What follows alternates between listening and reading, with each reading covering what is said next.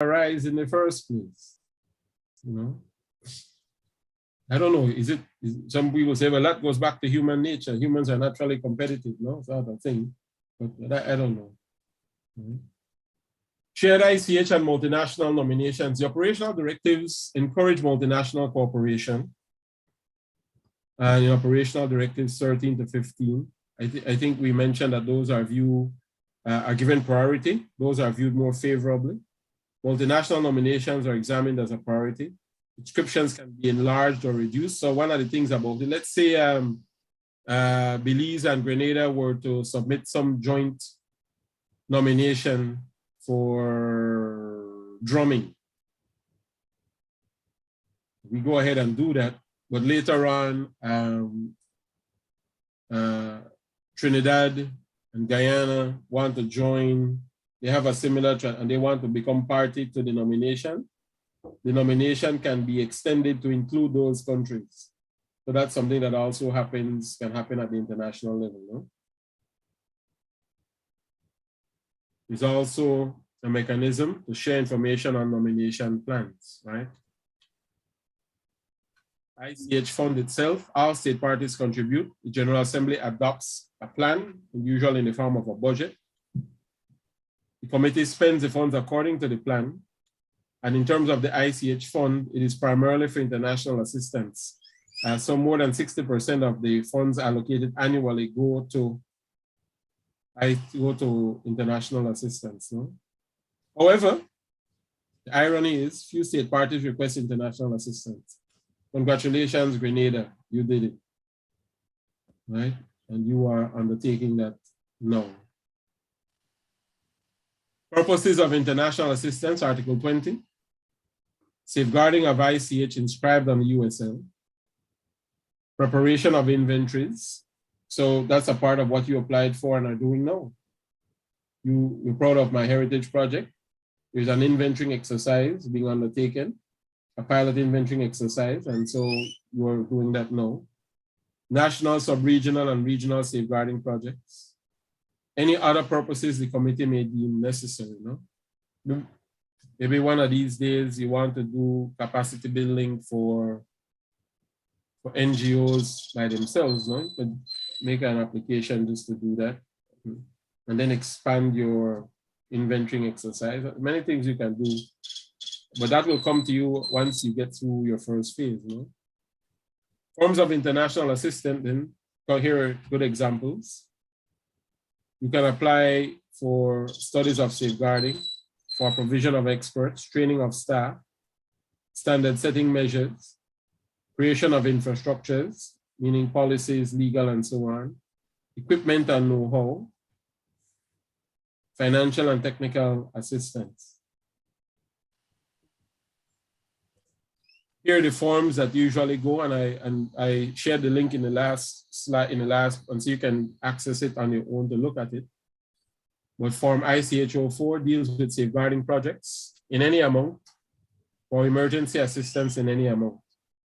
Form ICH01 bis is used to nominate elements to the USL and simultaneously request international assistance for safeguarding.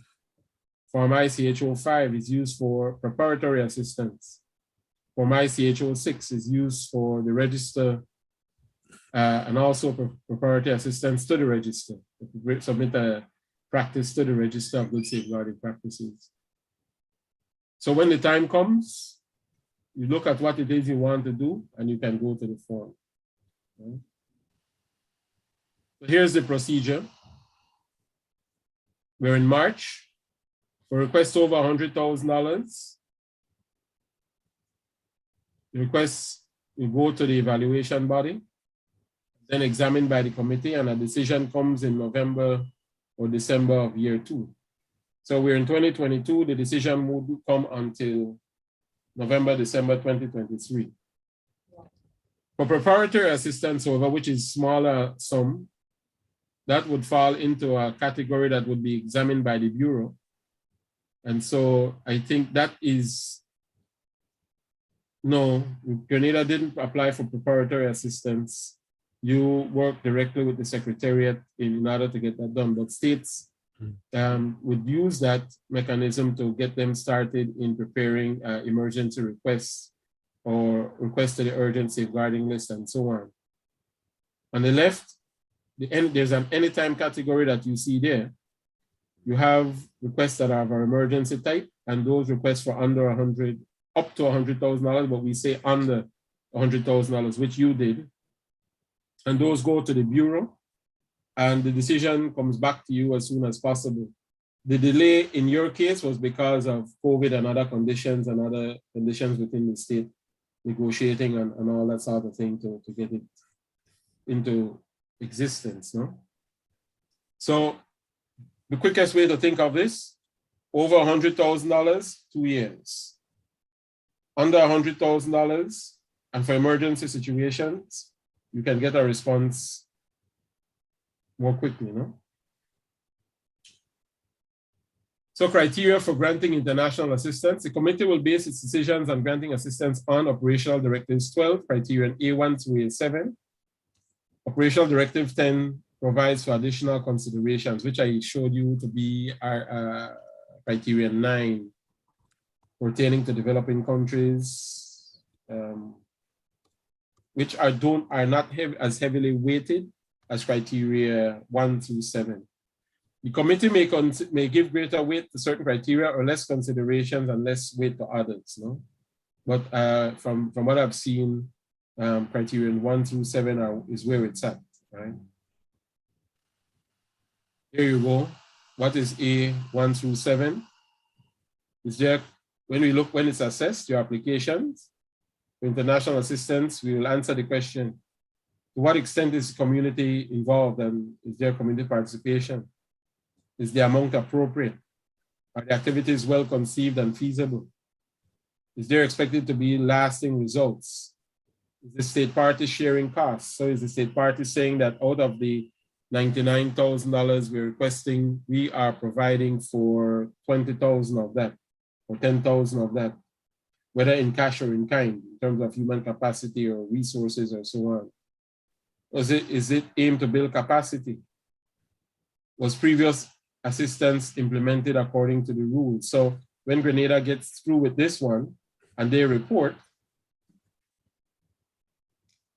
when you apply again, one of the things we look at, okay, did Grenada got assistance? How well did they progress on that?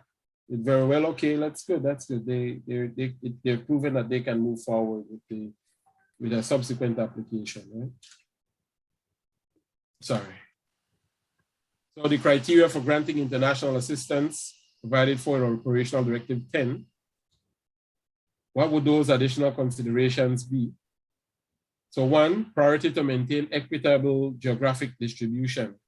So one of the things that always arises in one way or the next at the international level, they say, oh, it's just the Asian countries getting funding. It's just the South American countries getting funding, right? And so what they try to do is to maintain equitable geographic distribution in terms of how funding is distributed, but it also depends on an issue Darrell raised for whatever reason or the other, which is a limitation in the region, is that for whatever reason, there aren't many countries applying in the first instance, no? All right, so priority is given to developing countries. Those requests involve international cooperation.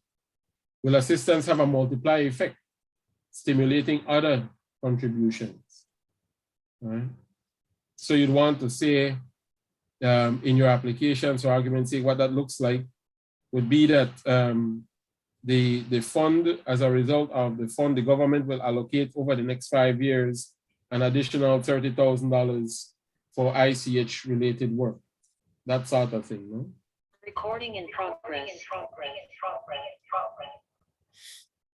In terms of preparatory assistance, the special forms and procedures, ICH 05, again, that is, I showed you that earlier, but it's used to prepare nominations to the urgent safeguarding list. ICH 06 is used to prepare proposals to the register. Could be used, for example, for preparation of required audiovisual material. This is when you're asking for preparatory assistance, no? Right? Yeah, so most of them require a sort of video to accompany the application, and that costs some money, so you could request support for that. For the provision of expert assistance, maybe you'd want an expert to come in and assist you with that process. You can do that. Translation services, right? Translating from, like some countries have indigenous languages, right? And you need to translate that to English, to French, or whatever the language is. You can also get that sort of assistance. And the organization of community consultations. No? And I had here that we would take a look at the form, one of the forms. We are already at time, but let me pull it up and so you can see what one of them looks like.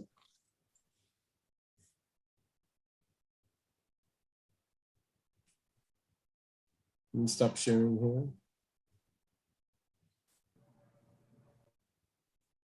So I'll share my screen so we can see how we go directly from a search site to the actual location of the form. Let's see where I can find that. Right. Let me know. Can you see my my search engine? Can you see that?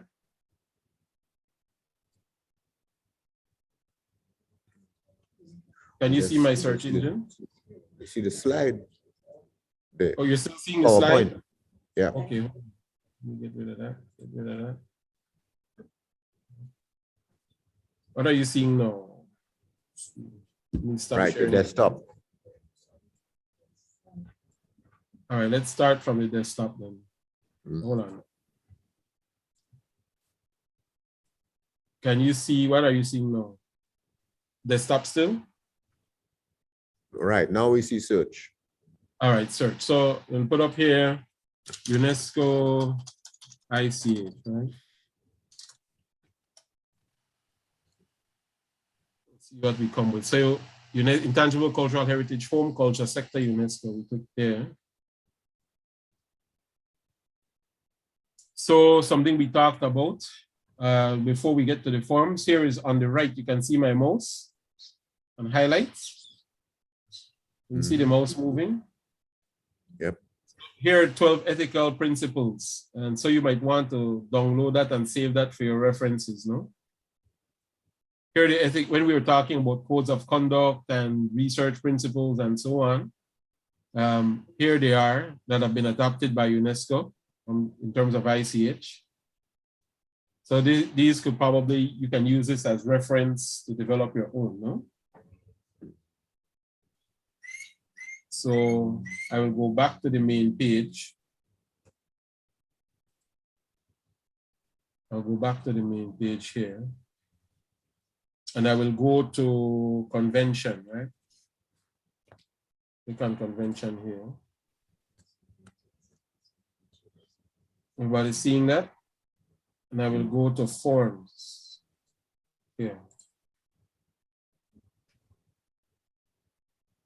And so here you have a full breakdown when you get to this point in your implementation process.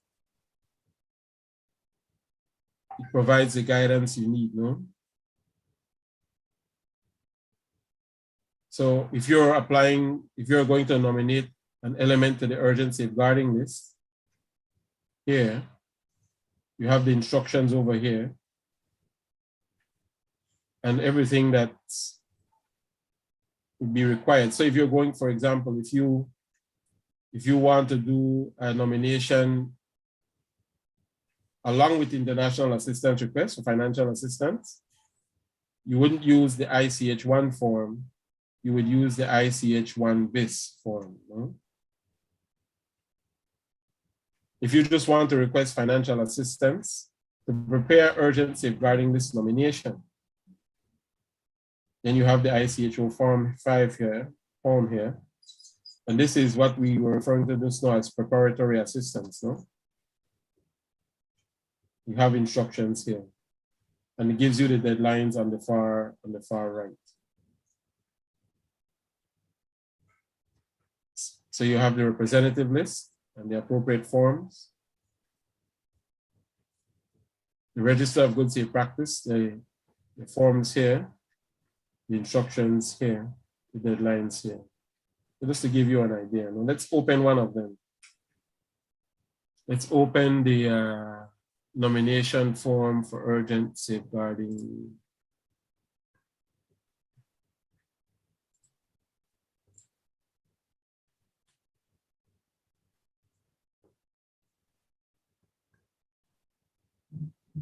I think I might need to reshare screen again, but tell me if you see.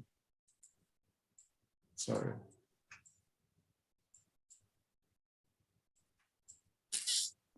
Let me stop sharing and try and share that separately.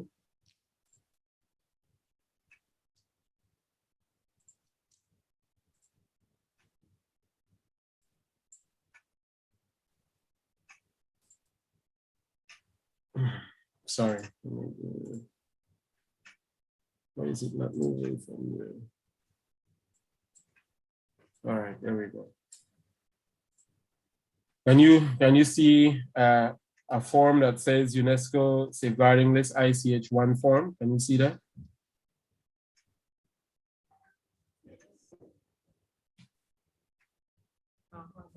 What are you seeing on the screen now? List of intangible cultural heritage. You're seeing a form that says list of intangible cultural heritage in need of urgent safeguarding? Yeah. All right, good. So this is the form that you would be required to fill out if you are nominating an element to the international level, to the list of intangible cultural heritage in need of urgent safeguarding. I'm just going to scroll through it, no? Mm-hmm. Name of the element. I have something to share. Name of the element in the language and script of the community concerned. Move up your slides, please. Hmm? Move up the page because all I'm seeing is the heading. Ah, I see. I'm actually moving it, but Oh. No. let me see something. 1 second. Can you, Nigel, let them know that I want to say something? Yeah. How about now? Is it moving now? Yes, it is. Okay. All Nigel, Adriana is coming in now. Yes, Adriana. Go ahead. Yep. Hi, Nigel. I just want to share with everybody attending that I just received well, this week recently, an email from the UNESCO Caribbean cluster offices. Is in regards to an open to the public invitation for an online event that is how to apply to the funds of the 2003 convention for the safeguarding of the ICH. So I will be sending that because they are the UNESCO Living Heritage Entity is organizing 3 information sessions, one for each of the regions, including Latin American and Caribbean region. And the date is to be conducted, that session is March 24th. So there's a deadline to register. It's not necessary to be like a state party ministry. It's just anybody concerned about heritage, as we are. You're welcome to submit or enroll, because it's important, because we will treat there, or they will treat there in this case in a more deeper way how to propose and submit future proposals. That's the thing that I want to, the news. Thank you. Excellent, excellent. So that comes up on the 24th of March, right? So And you'll be- Nigel? Oh, sorry. Yeah, because Sailor is. Go ahead, Nigel. Yeah, excellent. And that comes up on the 24th of March. So that would, and you'll be sharing that. So please, if you're interested in this sort of technical side of it, feel free to participate in that activity. Okay. So here we are.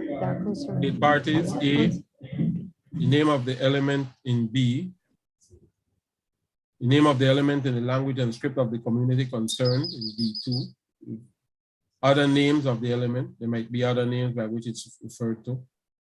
Name of the communities, the geographic location and range of the element,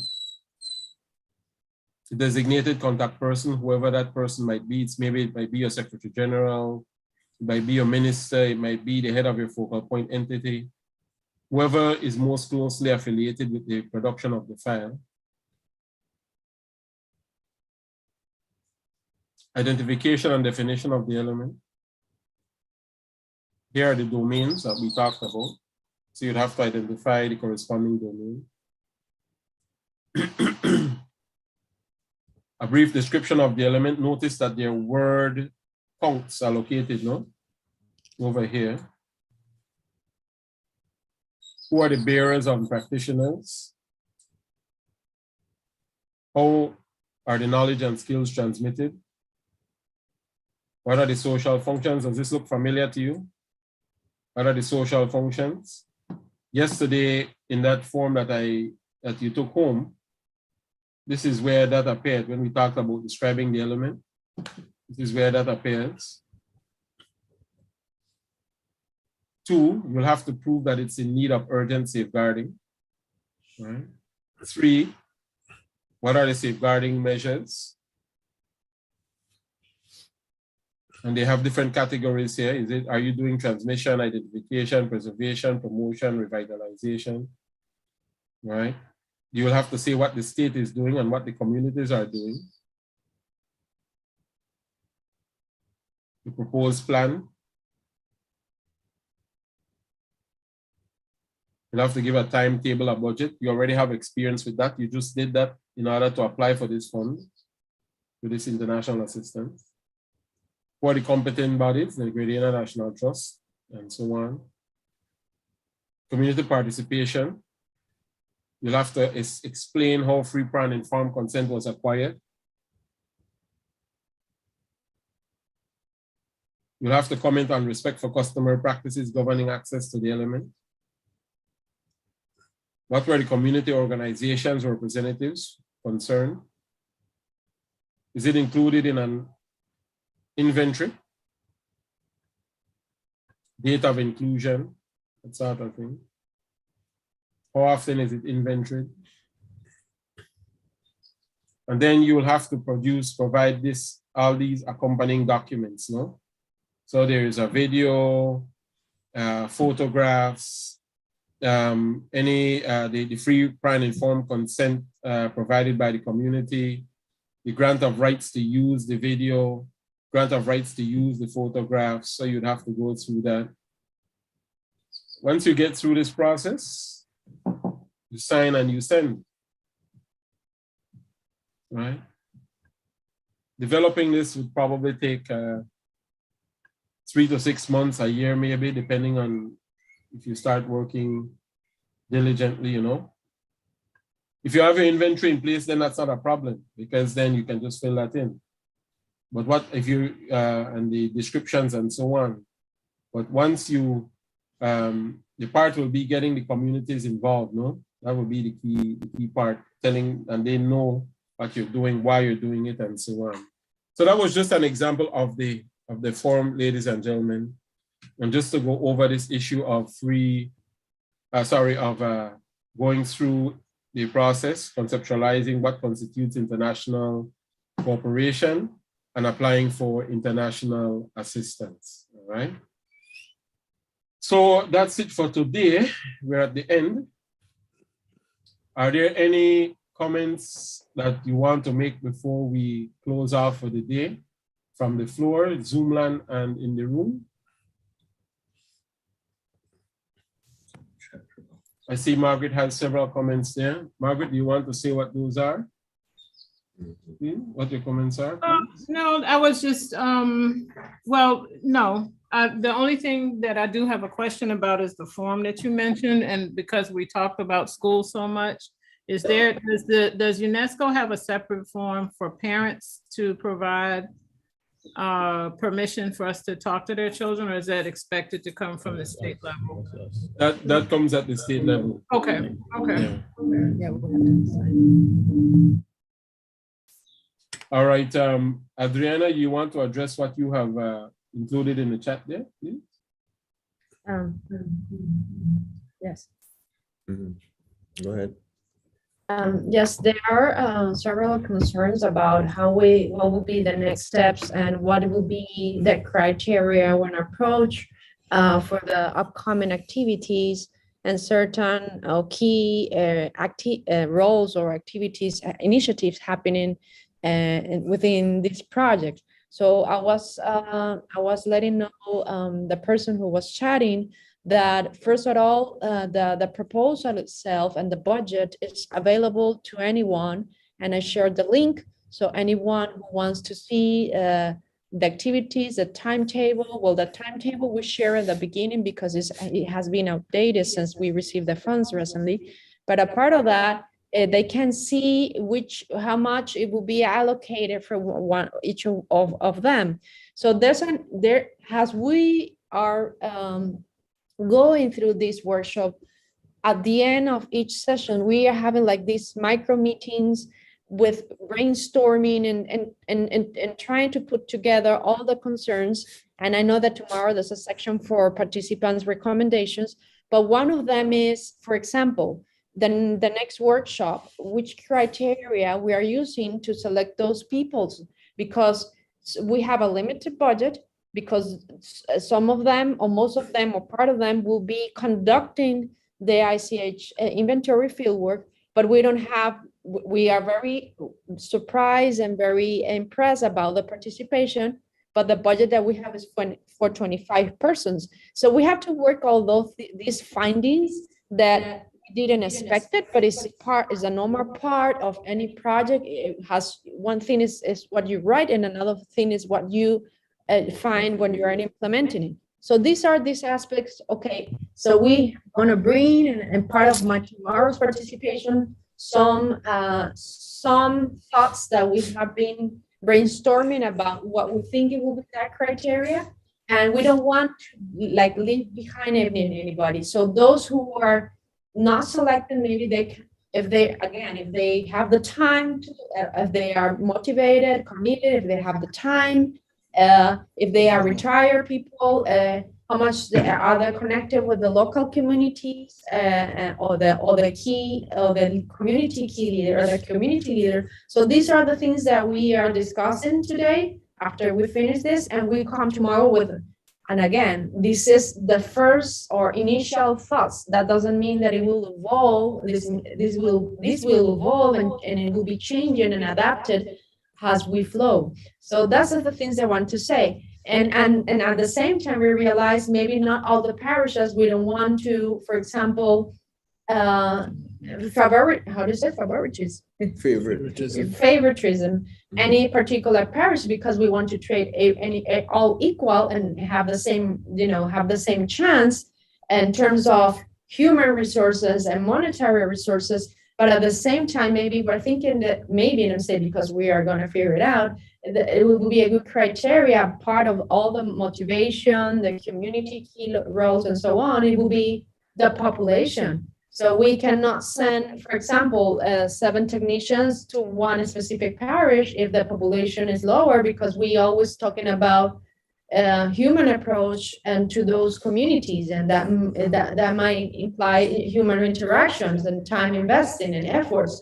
So we are finding this, and we just is part of what it is, and we will figure it out.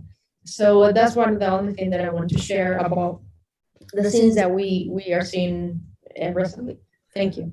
And Nigel, just to add to what Adriana is saying, you may be aware of the normal process for dealing with these matters after workshops like these, but I'm pretty sure next step will be to bring some folks together to sort of highlight some of the things that we'll be doing next. Now, one of the things I was thinking about is having a ICH practice framework, right?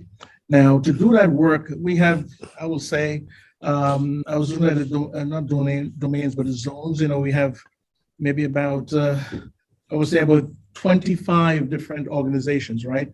And I'm pretty sure there are more out there. And we can't work with that, reflecting on what Daryl always says. Too many constraints. We're going to have multiple decision points. That's going to create a big slowdown. We don't have the resources to entertain everyone. So a reasonable number, and as Adriana was saying, that some people may be left out, but what would be a reasonable number for the next step from, based on your experience, to begin to work about building a practice framework, coming up with a policy statement or a focus or a priority statement that we can begin to use as a way to organize our work? What would be the optimal size group from your vantage point? Mhm. I think that Nigel. Oh, he's not there? Oh, shoot. Yeah, can you hear me now? Yeah. All right, the way this first consideration, the way the project is designed, right? One of the advantages that we've had in this first instance, in this particular phase of the project, is that we, while not everyone has been actively engaged in the discussions, we have a wider reach. Mhm. What would have normally happened at first, you would have had only 25 persons in a room, right? Interacting and so on. So right now you have a wider reach, and so there should be even if at an incremental level, there should be a wider bit of awareness, right? Which is a plus. When you go in now, when we do the face-to-face workshop now, we'll be working, you'll want to choose 25 persons who are going to be your hands-on trainers, right? Persons who will understand and will be able to adapt and play multiple roles.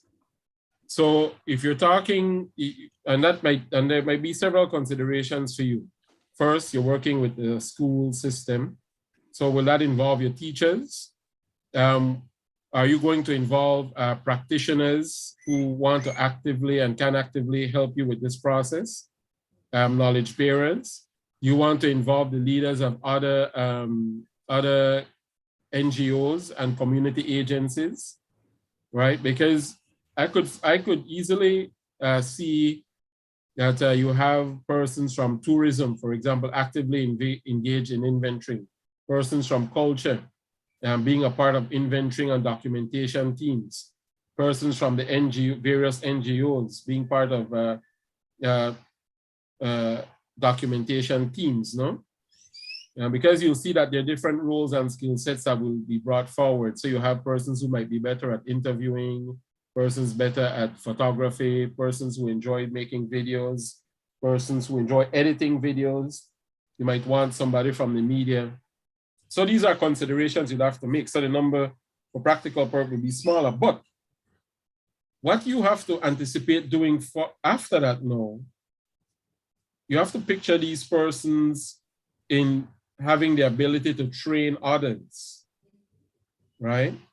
And so of this set of 25, if you get 10 persons who can do training, that's also good, right? Because you will have access to all the PowerPoints. You'll have a glimpse of what it actually requires to do the inventorying and documentation. You will have immersed yourself in it. And then you yourselves will determine what is a manageable structure, right? So what we did, I'll just give you an example. We created an ICH network. And we even have, to put it, we had grandmothers engaged in community inventorying, right? And they would call our office and say, Mr. Nkalada, next week I have arranged to meet with Miss So-and-so over in this particular village, and I just wanted to know if you had some funding that could cover the cost of taking me over there. And I've arranged to, I have all the forms and everything already. My daughter will go with me and she will take the photographs and the video, and I will document how she cooks the pibil and the pork and the pig on the ground and so on. And sure. And then we make the arrangements and they go and do. So that's the kind of thing you want to happen, but you will know who's who as the situation goes forward, no? Right? And who's willing and who's able and want to remain engaged. But because in the context of the project, your project is school-based, you have, I think your teachers might be critical there, right? And if you want to pursue that formal education system for ICH, then you want to keep your teaching sector engaged all the time, right? Your Ministry of Education people engaged. You want to keep your tourism people engaged, your culture people engaged, a few key NGO people engaged, a few key community representatives, practitioners engaged. Because I couldn't help but smile to myself. Is Marlene here today? Mhm. Yep. Marlene is here. When I hear Marlene speak, right, I said, I can picture her as an 80-year-old woman where everybody will be piled up at her house coming to try and get knowledge from her, right? I'm sure she's maybe 20-something years old today. But later on, with the knowledge that she has and the immersion and all that sort of thing, I can picture her being, it's that kind of person you're looking for, no? Yeah. Who has Super granny. knowledge. Yeah, super granny, right? That sort of thing. So, but Ezra, Okay. you guys will have to negotiate that process. Think about what you want to do, and then that will help to shape it, no? Mm-hmm. Think of yourself as trainers. Margaret, Adriana, Daryl, Dario, right? Rena, the persons, you have the skills already, no? So I just want to add one thing, Ezra. Listen, the People's Revolutionary Government of Grenada had a program called Each One Teach One. So even though we identified 25 people who we're training specifically to be trainers, we want them to immediately think of one other person that would be their sidekick or their partner, because when you're going to interview somebody in a village, somebody has to hold the camera and film this while you focus on the subject. You can't be doing too many things, and it's good to have company. You're doing it, you're walking together. It's just more pleasant. And also, when you break yourself out into teams, the day that you can't make it, the other person could go. They can manage it. So you still keep your appointments, and the whole machine keeps rolling. So we need people to think in terms of teams, pairs, and immediately start thinking of who you're recruiting, who's your sidekick, who you like liming with on a Saturday. And this is a fun thing we're doing. Yes, Okay? yes. That's true. That's it. You have me smiling again, because I have a very good friend. He's 74 years old, but he used to be like a public servant. And so he knows the whole country. Everywhere he goes, he knows it. So we're such good friends that he's like my, what do you call it? If I want to access a community, I do it through him, because chances are he knows the elders and the village leaders and so on. It's that sort of thing. You want to have that sidekick, like you're saying, right? Whoever, I like what you said, who you like liming with. That's a better way to, a good way to put it. Right? Good. Yeah, Making it fun. I just want to clarify something. Now that the process has begun for the GNT, funds have been sought and received for that process. Is it correct to say that another entity, another NGO cannot go back to UNESCO and say, okay, we want to seek funding for a project involving ICH? So is it closed off now to GNT, or anybody else can go back to UNESCO asking for funds for that same purpose? All right, you can't do that now, because Cannot. You can't, not now, because this project is underway, right? Right. This project is underway. But in the future you can, keeping in mind that you would have to give the backdrop to what is happening now, and have this, because the community won't. So while GNT did the work, for in this case, as I understand it, it's the government that submits, right? It's the government that submits. So it's the same thing that will happen if another NGO wishes to do that in the future. You'll reference what's happening now, know where the process is, and then get the government to submit as well. No, that sort of thing, right? But it's not an impossible thing to do once this project has been completed. No. Oh, okay. But the important thing too is that we would be happy to share whatever information is already there that we have gathered from this project, because part of the challenge is there are other similar projects that are done on a piecemeal basis. Data is already there. Mhm. And it would save us a lot of time and trouble if people could share that with us. And where we're going to be storing this data is going to be a public access point. So this whole business of stuff ending up in people's filing cabinets and so on, that's over. Yeah. That And, has to and, end. Look for. What and I want to, Israel, Nigel, Israel, if you you know, just and, allow me and one as Darrell is second. saying, I mean, you're basically creating content for literature review, because Mhm. I had somebody that inquired whether or not they can participate because they're interested in culture for their dissertation. You know what I mean? So Mm. who knows? That person might come and do some heavy lifting just for that purpose. You know. Mhm. You know, let me caution you on something though, as an outsider looking in. No, let me caution you on something. You don't want to. If that's how the country is and how things will be done effectively, then by all means. But you don't want to be doing things in a piecemeal, disjointed way, No. right? Because you will never get to the policy phase to safeguarding ICH in Grenada. You'll never get to setting up these necessary mechanisms for safeguarding on a whole. If you look at it as this project, you know, you might end up in trouble and you might end up competing with each other, no? And this is why one of the questions I asked earlier, I think 2 days ago, was what can you as institutions, individual institutions do on all the partners?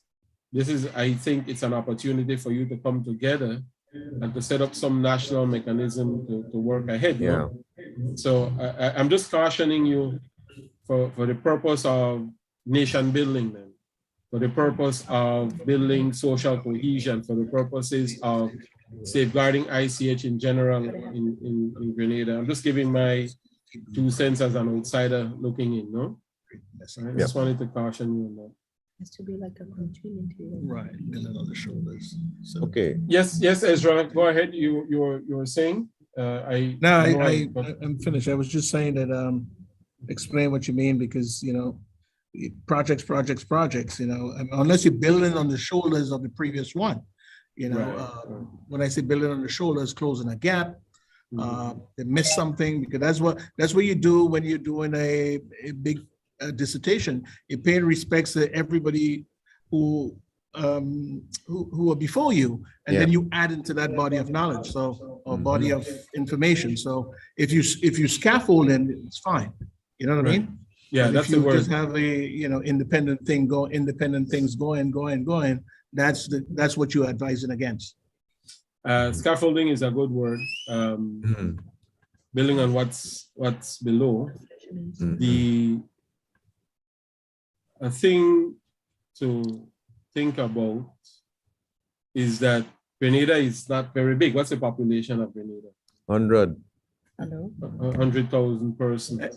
Well, Nigel, a man described Grenada as a man, a donkey, and a gun. So not very much.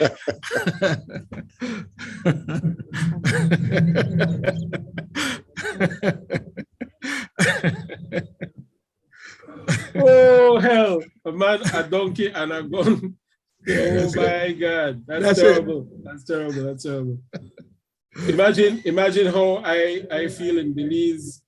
We're at the northern border, 110 million, and the western border, 13 million, right? Yeah. So probably just the gun out of the equation. But of all the persons gathered in this meeting, I'm almost certain that all of you know of each other or have met each other in other contexts. Is that right? Nope. No? No, I'm only seeing names here. I know a few persons, but quite a number of persons I don't know. Okay. Well, it's probably just from my experience then in where I live. It's like you feel like everybody knows everybody, you know. And so the point of it all was you'll be working. I wanted to make was that you'll probably be relying on the same persons going forward anyway, you know. And trying to add and broaden the network going forward. So working together is good, no? That's the best thing I can say. Yeah. All right, Ezra, you want to wrap us up for the day, please? So tomorrow, before we end, tomorrow, what we'll be doing, the second segment of the timetable will be moved up. That segment where Adriana is doing the detailed description of the project, and we'll be looking at recommendations and so on. That will be moved up into the first segment, right? Then we will revisit that list again, just to see what Darrell has come up with overnight. And then some real work will happen where Ezra had the assignment over the week of conceptualizing a framework based on all these questions and discussions that have been going on. So he's not coming with an answer, but a proposed framework. Is that right, Ezra? Some sort of... Yeah, I'm thinking of, sorry. Method. Yeah, I'm thinking of method. Well, it's a framework, really trying to get at a practice, because we all over the place. As I said yesterday, we insular, and we want to make sure that a practice will bind us together. And that framework will involve just about every participant in terms of they're giving us the bits and pieces they have, so we can, one, have a statement, the focus priority or focus statement or policy. We have all the practices and processes they're going to be using, and then all the evidence they presently have or will have. We need to have all of these things in one place so we can make sense out of it. So tomorrow, that framework, practice framework, will be provided. All right. Good. And remember that this project brought us all together. As Gloria said, some of the people she didn't know before and all that. So we'll just try to stay together. So that's part of the objective. Tomorrow when we leave, we create a temporary umbrella organization, which will be formalized at some time in the future, but we will be functioning as one Grenada body from tomorrow afternoon. And one last point, Nigel, I come from, development more on the economic side. And I mean, this is just unbelievable, this work, and because I learn a lot in terms of, because I always think in terms of GNP and GDP and stuff like that. And now I'm saying, which come first, identity, cohesiveness, all these symbols and icons that describe a space where people populate, it's just unbelievable. So it even having me rethink this whole thing about development. I understand what you're saying there quite clearly. Yeah. Okay. Ladies and gentlemen, it's been good, and we have gone over time again, and I apologize, but I certainly appreciate the discussion that we've been having. Hopefully we'll be inching toward greater and greater understanding and action. And then we can doctor it. And so if we have permission from you all, we can call it a day. So tomorrow, come with your recommendations. Think about what you'd like to see, and then be prepared to bring it to the table. Okay. Right. Nigel, we have homework and we have summary and all of that. So anybody in Zoom land wants to summarize today's activities? And any homework question, Nigel? Well, the question is really, come reflect on the process. Weeks, yeah. And what we want to achieve, and then come prepared to say it, to ventilate it. We're a democratic practice, no? Yep. Right. All comments, ideas, perspectives are welcome. Okay. Good. That's the homework. Okay. So have you chosen your favorite student for today? Well, I was hoping Zoomland. Yeah. Oh, I was hoping Zoomland will do it, but I'm not sure if Zoomland is ready. How about Rena in Zoomland? Man, I went to Rena immediately. It must be that yellow. Yeah. Yes, Rena? Yeah. You have to unmute. Yeah. Thank you, Rena. Thank you. Rena is in the room there? No, she's out in Zoom and the ether. Oh, well, maybe Dario. Dario? Marina is not there. Dario? Tell me, Yes, Dario? tell me. Tomorrow, you want to summarize what you learned today and reflect on the day's proceedings tomorrow? Wow, no. Thank you very much. No, but I'll be there.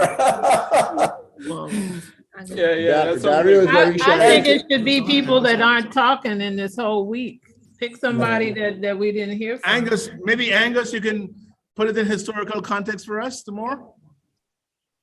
Angus Martin? Is he there? Everybody there? I don't know. We see in the Angus is not there.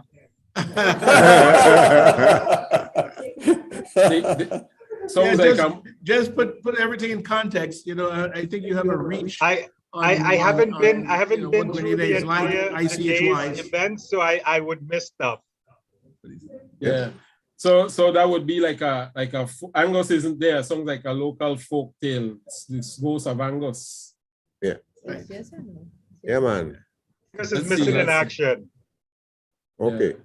Los Exitos. Yes, Angus. It'd be good to hear from you. Thank you, sir. Was that greatest hits? All right, so Angus it is then. So the volunteer Angus. Mhm. All right, then. Okay. Well, let's sign off then, ladies and gentlemen. Have a good evening. We'll be sending the PowerPoints. Adriana will be sending the PowerPoints on to you a little bit later. Okay, and thanks again, Nigel. Wonderful. Yes, sir. You're welcome. You're welcome. Enjoy your evening, everybody. Yeah.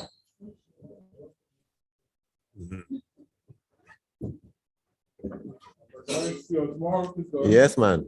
Excellent. Hmm? Just going to, boy. Uh-huh.